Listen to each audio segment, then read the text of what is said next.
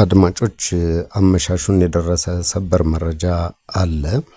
በሶማሊያ የሚገኝ አንድ አየር መንገድ ንብረት የሆነች ፎከር 50 የተባለች አውሮፕላን 50 መንገደኞችን አሳፍራ ከመዲናዋ ሞቃዲሾ ወደ ሌላኛዋ ግዛት ፑንትላንድ እንደተነሳች ከሞቃዲሾ የአየር ክልል ብዙም ሳትርቅ መከስከሷ ነው የተነገረው።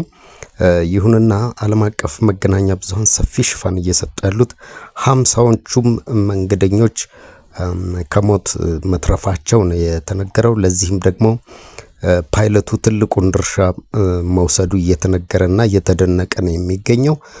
ፓይለቱ አውሮፕላኗን አስነስቶ ከሞቃዲሾ አየር ክልል በመብረር ላይ ያለ ችግር አጋጥሞት እንደገና ወደ ሞቃዲሾ መመለስ መጀመሩን ተናግሮ ከዛም በኋላም በአየር ማረፊያው ሳይሆን እዚያው ከአየር ማረፊያው አቅራቢያ አካባቢ በሚገኝ የሞቃዲሾ ባህር ዳርቻ ላይ ጥልቀት በሌለው ውሃማ አካል ላይ አውሮፕላኗን ለማሳረፍ ነው የሞከረው።